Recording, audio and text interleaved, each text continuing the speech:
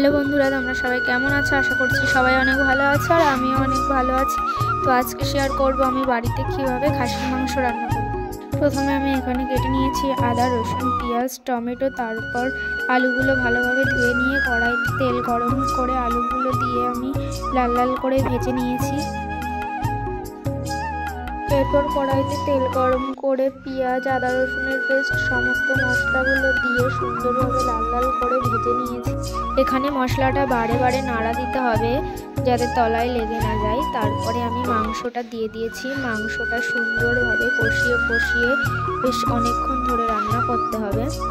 বন্ধুরা, মশলাটা কিন্তু খুব সুন্দরভাবে কষানো হলে তাহলে মাংসর কালারটাও কিন্তু সুন্দর আসে আর খেতেও কিন্তু স্বাদটা অনেকটাই ভালো হয়। বন্ধুরা, আমার রেসিপিটা দেখার পরে তোমরাও বাড়িতে ট্রাই করতে পারো আর কে কীভাবে রান্না করো সেটা আমাকে কমেন্ট বক্সে জানাতে পারো। এখানে আমি বেশ অনেকক্ষণ ধরে মাংসটা কষিয়ে রান্না করে নিচ্ছি। তারপর দেখো আমি টমেটোটা দিতে ভুলে গিয়েছিলাম, তারপরে দিয়ে দিলাম। বন্ধুরা, তোমরা কে কে মাটন খেতে ভালোবাসো আমাকে কমেন্টে জানিও, আমি কিন্তু খুব ভালোবাসি। তারপর আমি মাংসটা একটু ঢাকা দিয়ে দিয়েছিলাম যাতে তাড়াতাড়ি সিদ্ধ হয় আর নরম হয়, যাতে খেতেও ভালো লাগে। তারপর দেখো আমাদের ঝাল ঝাল মাটন রেডি। বন্ধুরা, আমার এই আজকের রেসিপিটি তোমাদের কেমন লাগলো কমেন্টে জানিও।